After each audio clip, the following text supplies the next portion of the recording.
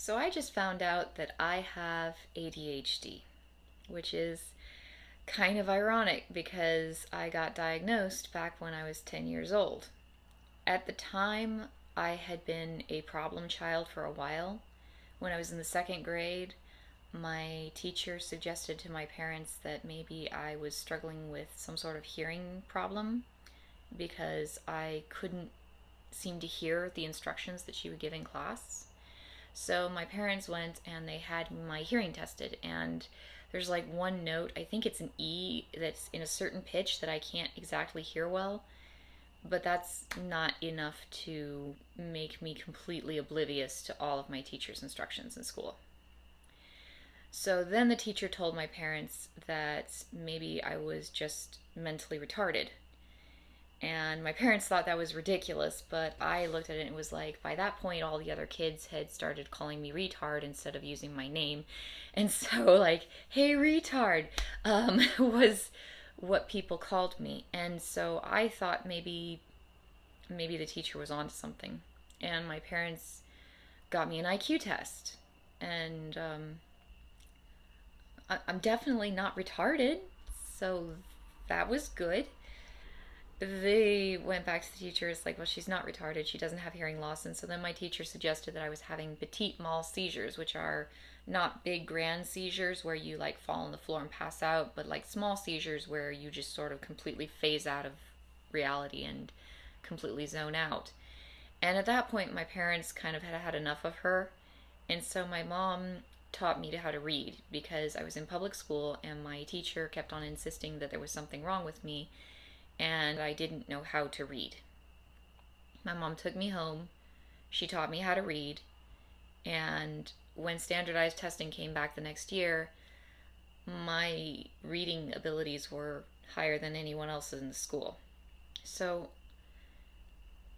I think it's safe to say I knew how to read. But I apparently didn't know how to do my homework because my problems in school persisted until the fourth grade when my parents took me in to get ADHD testing. And I took the test, and I remember it was so boring that I fell asleep almost immediately. And I literally fell asleep in the middle of my ADHD test. Like, they had to wake me up. I don't know if that's normal or not, but I didn't get a very good score on the test.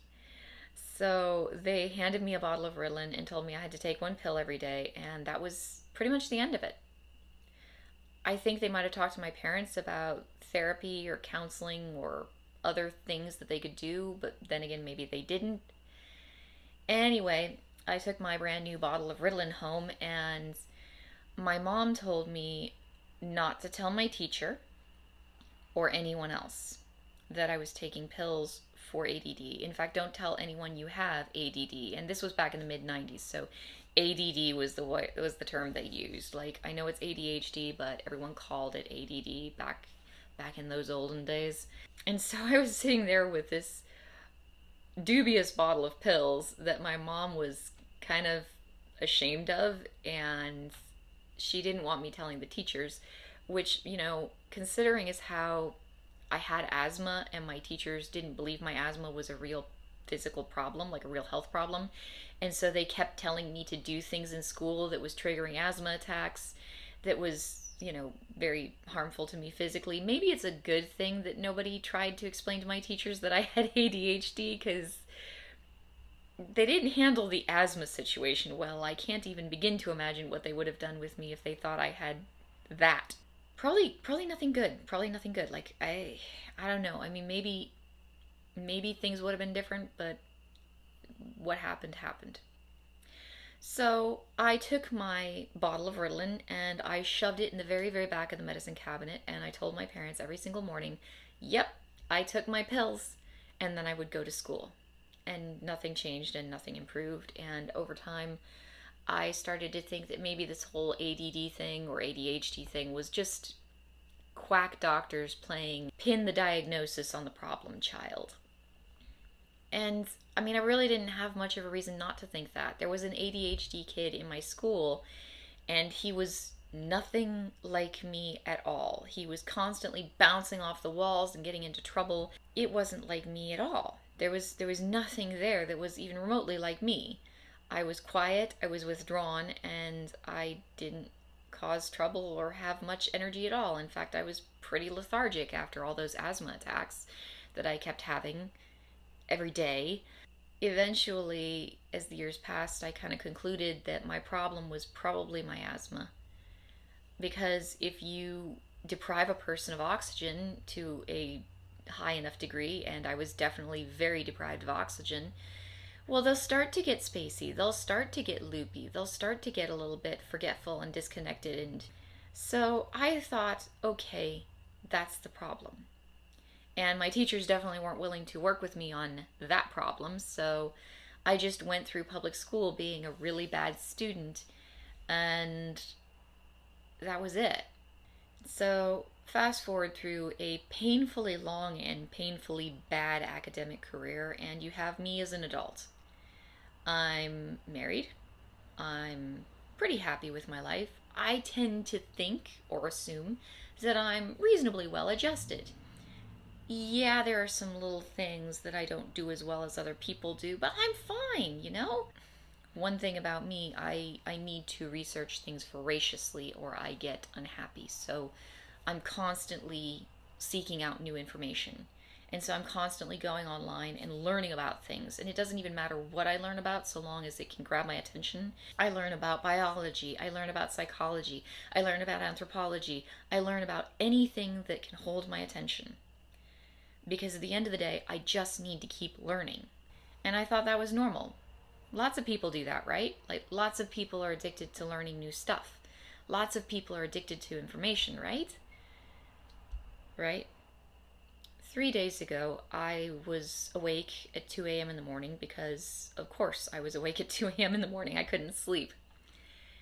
And I was looking around on YouTube for something to learn, something new and interesting. And I came across this video of a woman who was talking about having inattentive ADHD. And I didn't know what that was, but it was like, you know what? Seems like an interesting video. I clicked on it. And this woman started describing exactly what my life was like. I have this rule, like, if you read about something at 2 a.m. in the morning, like some sort of illness or psychological condition at 2 a.m. in the morning, odds are very high that you're going to assume you have it, because I think that that's basically how, like, WebMD diagnoses people with cancer. Like, they go online, they start reading about something, they have like 2 symptoms, and it matches up with cancer, and the next thing they know, they're sure they have cancer. And so, because it was 2 a.m. in the morning, or maybe like 1:30, I decided, well, this woman might simply be telling a particularly compelling story. So I'm going to learn everything that I can about ADHD. And odds are high that once I start looking into the diagnostic criteria, I'm not really going to match up with it nearly as well as it seems like I do. Because, I mean, I've already played this game. I had what I called absent-minded professor syndrome because I didn't know a better way to say it. And like one evening I just typed it into Google, like, what is this? Like, why am I like this? And Google told me that that was a symptom of autism. So I looked up all the diagnostic criteria for autism, and I definitely do not have autism. Like, you might look at that and be like, well, maybe you're in denial. No, I don't fit the diagnostic criteria. I don't. But as I read more and more about ADHD 3 nights ago, I realized that this really sounded like me. Things that I hadn't known were symptoms of ADHD are things that I do all the time. And the more I read, the more it fit. Now, I wanted to be thorough, so I stayed up for the entire rest of the night reading about nothing except for ADHD, which was about 4 hours of solid reading and research on one subject, which I guess is not something that people would necessarily be driven to do at 2, 3, 4, 5, 6 a.m. in the morning, especially if they're really tired and they really want to go to sleep, but they just feel a desperate need to make absolutely certain that they're not overreacting here, because it just seemed like I was diagnosing myself, even though I have a diagnosis. An ADHD diagnosis doesn't go away as you grow up. It's a lifelong diagnosis. ADHD occurs when your brain processes the chemical dopamine differently, and norepinephrine, but I haven't researched that one yet because it has only been 3 days. My brain does not function the way a neurotypical, I just used to say normal, but apparently the word is neurotypical, the way a neurotypical brain functions. I didn't have any idea. Like, I always knew something was different about me. I always talked about myself and my life in the context of me, and then there are all those normal people. And I'm not a normal person. And I was careful about it because, number one, that IQ test I took back when I was in the second grade, um, that's not the sort of thing that you can talk about. So there was that. And then there were all the things that kind of come along with that, because having a somewhat unusually high IQ, not super unusually, well, anyway, that comes with things in your life that don't always fit with normal people. And so I had to work around that. And then there was the fact that I was just strange and different and abnormal, and I had to work around that. And then there was the fact that I was physically not capable of exercising or moving around the way other people could because of my asthma, so then I had to work around that. And ultimately, it just made sense to categorize people into normal people and then people like me who were just not normal. And there were so many things where after a while it was just like, well, that's something normal people do, and then there are people like me. And there's nothing wrong with me, I'm just different. There's this movie that Disney made in 1961, and I really like it. I watched it just recently, like, I guess technically last year. I watched this movie with my kids, and I had forgotten how much I enjoyed it. And it's called The Absent-Minded Professor, which is funny because I was always calling this absent-minded professor syndrome. We watched the movie, and there's this scene toward the beginning of the movie where he's supposed to go to his wedding, but he's inventing flubber, which is the thing that is the central plot of the story. By the way, if you don't like the old black and white movies, they did do a 1997 remake with Robin Williams called Flubber. I didn't think the writing was as good in that movie as in the original 1961 version. But if you really hate black and white movies, well, there's a similar story, similar plot. Not as good, sadly, even though it had Robin Williams in it. In the 1961 version, though, he is supposed to attend his wedding at 8:30, and there are reminder notes all over his laboratory as he's working on the invention of this flubber. And his house cleaner, maid, house cleaner, what have you, she actually comes into his laboratory to remind him that it is time for him to go and attend his wedding. Now, by this point, we're starting to realize that he's missed 2 previous wedding engagements because he was so distracted. And there are, again, reminder notes everywhere. At 8:30, you are getting married. His maid comes in and she tells him that it is time for him to get ready and go. And he says, yes, of course, I'll be there in 5 minutes. And he's just heading for the door when all of a sudden it dawns on him that there's one thing he needs to change with his calculations. And the next thing you know, he's right back at his chalkboard, drawing out these equations and working on them. And she tells him she hopes he has a happy wedding, and she leaves because he's going to be there in 5 minutes, right? At 8 o'clock in the morning, his maid comes in, and he's still working. And she tells him, what about your wedding? And he says, oh, I've got plenty of time. He looks down at his wristwatch and says, it's only 8 o'clock. And she opens the curtains and says, it's 8 o'clock in the morning. You missed it. If you want to know what I'm like, that's what I'm like. That's me. That's a nice, cute vignette of my life.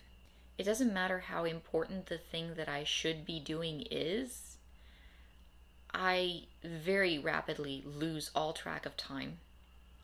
And once I become fixated on something that's intellectually stimulating, I lose track of everything around me. I'm capable of doing pretty impressive things intellectually. In fact, I'm capable of doing impressive things altogether. As a dancer, as a pole dancer, I was amazingly acrobatic.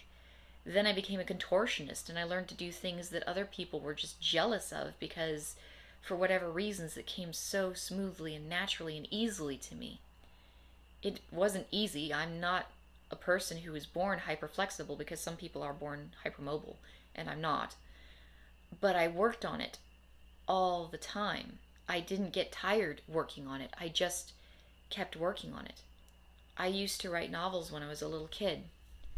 Some people, they say they write novels. A lot of kids say they write novels, and you'll look at their novel and it's a notebook and they've scribbled out a few pages worth of writing into this notebook. And they say it's a novel. Novels are measured in word count. It's not page length because pages vary in size, but word count always stays the same. I had novels that I wrote which qualified as novels based on their word count. I had entire stories with beginnings, middles, ends, multiple acts, various interesting characters. I wrote novels when I was 12 years old. One I completed when I was 14 years old. Another one I completed when I was 16 years old. And I sent my first novel in for publication when I believe I was 17 years old. It didn't get published, but that was what I did. I would sit down after school and I would write for 5 hours without stopping. And my parents would ask me if I had homework, and I would tell them, no, I didn't have any homework. Because by that point, I had come to the realization that it didn't matter if I did the homework or didn't do the homework. I still got the same lecture about how I needed to apply myself and I needed to work harder and I needed to try and I needed to be a better student. Nothing I did seemed to make any kind of difference on that, so why should I keep trying when I could just work on my novels instead? And after novels, dancing. And after dancing, contortions. And after contortions, then I just started learning things because I had more internet access at that point in my life. And once I had internet access, of course, the world was my oyster. I could learn anything I wanted. And so I would spend hours and hours and hours just absorbing new information. And as long as it was new information, it was stimulating. And as long as it was stimulating, I didn't get tired. I had this idea, and I think a lot of people do, that ADHD means that you're bouncing off the walls and you can't concentrate on anything. And that's not what I have. I have ADHD, primarily inattentive, or ADHD-PI. I can't remember to do simple everyday things. And I really, really am not good at mundane tasks like doing the laundry, washing the dishes, remembering to pay my phone bill.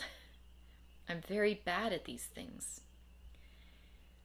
But there are so many things that I can do. I seem like a lopsided person, like an absent-minded professor who's capable of these brilliant leaps and discoveries and ideas, but I can't remember to pick my children up from school if I don't have an alarm clock to remind me. It's not that I don't love my children, it's not that I don't deeply value my children, and it's not actually that I forget my children, it's that I forget time. Not what time it is, not I forgot how to read the clock.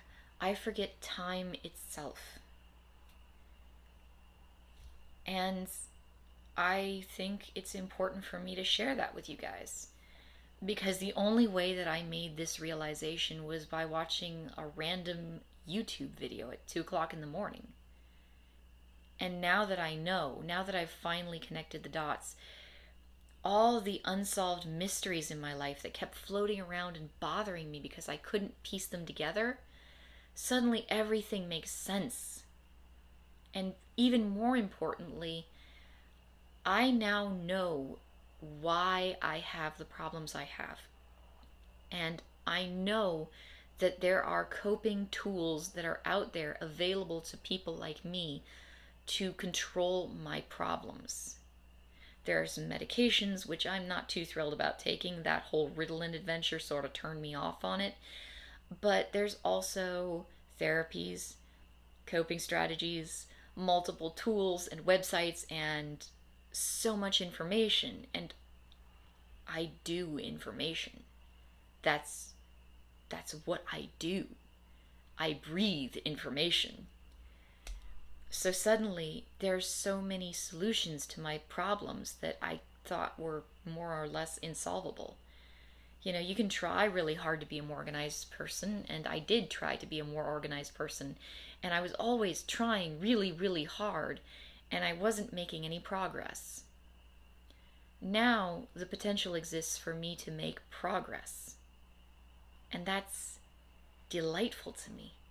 I wanted to put this video out here so that perhaps if you who are watching it right now are like me, or maybe you have a child who's like me, you understand better, first of all, what we're capable of, which is incredible, and also that ADHD is actually what the source of your problems are. It's not imaginary, even though I've been told a million times it's not real. It's how your brain processes dopamine. And I want to make a video about that, and a video about motivation and rewards, because that was the most frustrating thing in my parents' life for many, many years. I want to make videos about my own experiences and share those with you guys so that, number one, if anyone out there finds them who actually needs that kind of information, they have my story to draw upon as a further source of understanding of their own condition. And also, it just explains so much about me. There are so many things about me that probably just seemed a little bit not quite right. There are things about me that always seemed probably a little bit eccentric. Maybe it was just me, maybe I'm just really sensitive to these things, but there were so many things that I talked about in my previous videos, which have nothing to do with ADHD, because I wasn't really thinking about ADHD at all.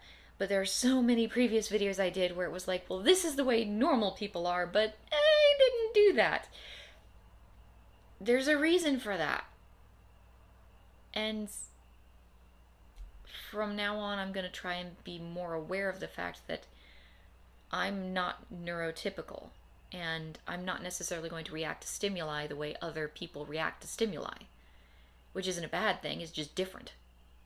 So I can't go assuming that my atypical reactions to stimuli are going to be reflective of what is normal for other people. And I think that's important to, I think it's important to acknowledge, and I think it's important to kind of let everyone be aware of.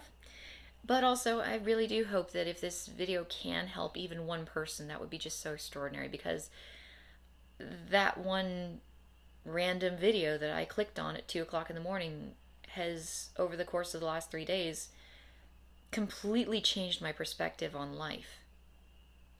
And I'm very, very grateful. And I hope that I can pass that kindness on to a stranger. Anyway, I hope you guys all have a wonderful evening, and I'll talk to you guys later.